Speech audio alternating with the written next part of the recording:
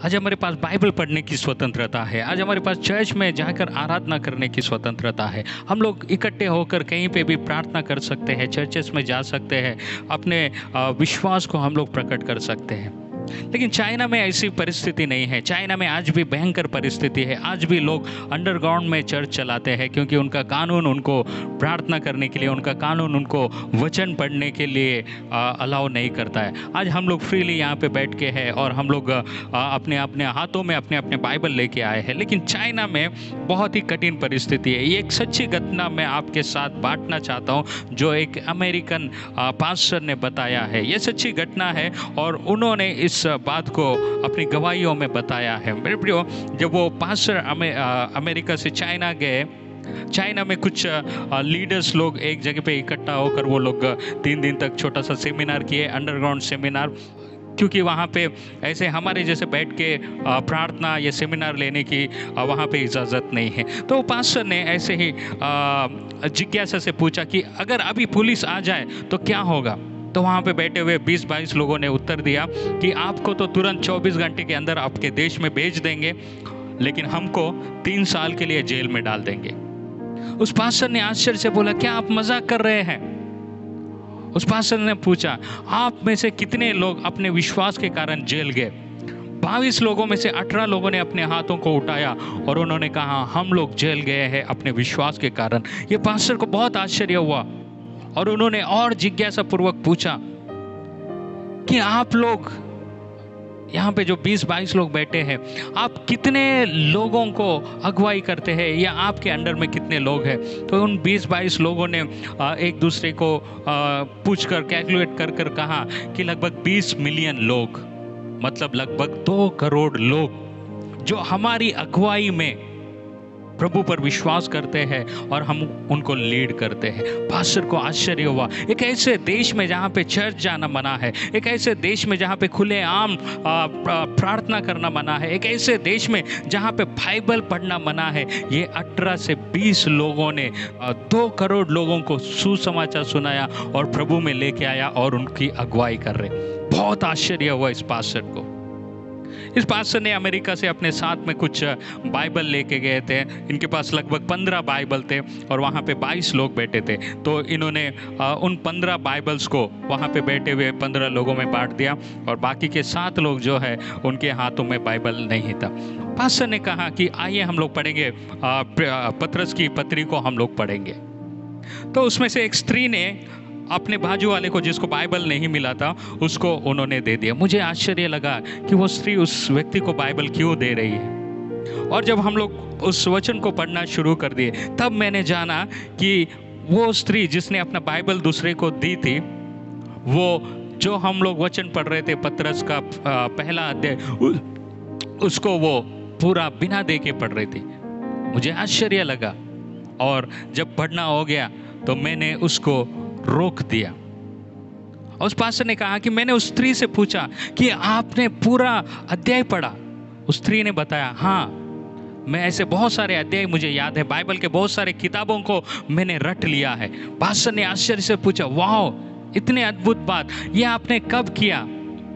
उस स्त्री ने बोला कि जब मैं जेल में गई थी तब मैंने याद कर लिया इन अध्यायों को, क्योंकि जेल में ज़्यादा समय होता है आपके पास और कोई काम नहीं होता है। तो 3 साल में मैंने बहुत सारे किताबों को याद कर लिया।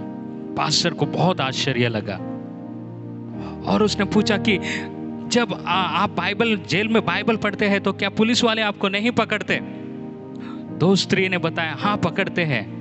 तो फिर कैसे आप बाइबल पढ़ती है? तो उन्होंने बताया कि हमारे परिवार के लोग जो हमसे मिलने आते हैं, तो वो लोग क्या करते हैं, एक चिट्ठी पे कुछ अध्यायों को वो लोग लिख कर लेके आते हैं और वो हमको देते हैं और हम लोग इस रीति से याद करते हैं। पास्टर ने आश्चर्य से पूछा, क्या वो चिट्ठी को वो लोग नहीं छीनते आपके पास से? उस स्त्री ने कहा, हाँ, वो लोग छीनते हैं, इसीलिए हमको जितना जल्दी हो सके उतना इन अध्यायों को याद करना पड़ता है। उसने बताया कि वो हमारे हाथ से चिट्ठी छीन सकते, वो हमारे हाथ से बाइबल छीन सकते, लेकिन हमारे हृदय से परमेश्वर के वचन को छीन नहीं सकते। पास्टर बहुत आश्चर्यचकित हो गया और उनको लगा कि कितना महान विश्वास है। लगभग 3 दिन इनके साथ उन्होंने बिताया और तीसरे दिन जब वो वापस अपने देश लौट रहे थे, तब उन्होंने उन लोगों से पूछा कि मैं वापस अपने देश में जा रहा हूँ, आप क्या चाहते कि मैं आपके लिए प्रार्थना करूं? वहां पे बैठे हुए लोगों ने बताया कि सर, आपके देश में आज़ादी है, आप जब चाहे तब प्रार्थना सभाओं में जा सकते हैं, आप जहाँ चाहे वहाँ पे इकट्ठे होकर प्रार्थना कर सकते हैं, आपको जब समय मिलता है तब आप बाइबल पढ़ सकते हैं। आप प्रार्थना कीजिए कि परमेश्वर एक दिन हमारे देश में भी ऐसी परिस्थिति को लाए। उस पास्टर ने कहा कि नहीं, मैं आपके लिए इस विषय में प्रार्थना नहीं करूँगा। वे 22 लोग आश्चर्य से एक दूसरे को देखकर पूछने लगे कि पास्टर ऐसा क्यों कह रहा है? पास्टर ने बोला, मैं आपके लिए यह प्रार्थना नहीं करूंगा, क्योंकि आप लोग 13 घंटे की यात्रा कर यहाँ पे मुझे सुनने के लिए आए हैं, और हमारे देश में 1 घंटे की यात्रा कर भी अगर किसी को मंदिर में, चर्च में जाना होगा तो वो नहीं जाएगा। आप लोग यहाँ पे लगातार 3 दिन से फर्श पे बैठकर मेरे वचनों को सुन रहे हैं, मुझसे बात कर रहे हैं। हमारे देश में अगर 40 से 45 मिनट अगर किसी ने वचन बता दिया तो लोग उठकर जाना शुरू करते हैं। आप लगातार 3 दिनों से यहाँ पे नीचे ज़मीन पर बैठे हुए हैं। हमारे देश में अगर एयर कंडीशनर हॉल नहीं रहेंगे, हमारे देश में अगर पंखे नहीं रहेंगे, तो लोग आकर वचन को सुनना नहीं चाहेंगे, और आया वाला व्यक्ति दोबारा वो मंदिर में नहीं आना चाहेगा। उस पास्टर ने कहा कि आपके पास बाइबल नहीं है, आपको बाइबल रखने की आज़ादी नहीं है, लेकिन आपने पूरे बाइबल को रट लिया। और हमारे देश में लगभग हर घर में कम से कम 2 बाइबल होते हैं, लेकिन हम लोग उसको बड़ी मुश्किल से पढ़ते हैं, और हमको बड़ी मुश्किल से 2-4 वचन याद है। उस पास्टर ने कहा, मैं ये प्रार्थना नहीं करूँगा कि आप लोग हमारे जैसा बने, लेकिन मैं ये प्रार्थना करूंगा कि हम लोग आपके जैसा बने।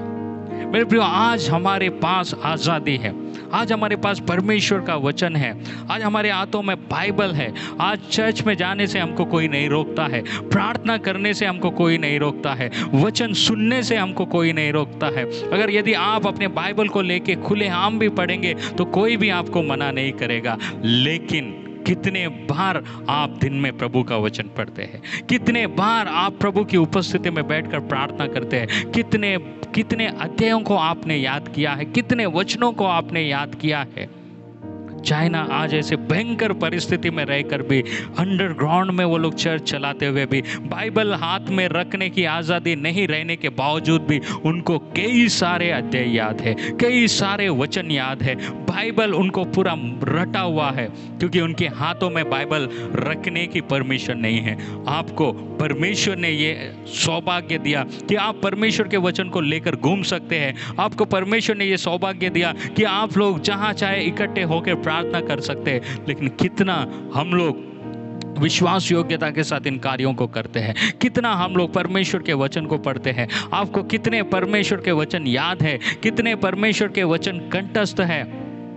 जिनके पास आज़ादी नहीं है, वे लोग दिन रात आंसू बहाते हुए उन कामों को कर रहे हैं, उन वचनों को याद कर रहे हैं। लेकिन हमारे पास सब कुछ होने के बावजूद भी, हमारे पास आज़ादी होने के बावजूद भी एक वचन भी हम लोग याद नहीं करते। ये हमारे लिए बड़े शर्म की बात है, ये हमारे लिए बहुत ही दुर्भाग्य की बात है। मेरे प्रियो, परमेश्वर ने आपको ये स्वतंत्रता दिया है, इस स्वतंत्रता को खोना नहीं है, इसको व्यर्थ में जाने नहीं देना। ऐसे बहुत सारे लोग हैं जो इस अवसर के लिए तड़प रहे हैं, रो रहे हैं, लेकिन उनके पास यह अवसर नहीं है। प्रभु ने आपको अवसर दिया है, प्रभु ने आपके हाथों में परमेश्वर का वचन दिया है, आप प्रार्थना करने का समय परमेश्वर ने आपको दिया है। लेकिन यदि आप उस अवसर का सदुपयोग नहीं करेंगे, ऐसा दुर्भाग्य इंसान कोई नहीं होगा।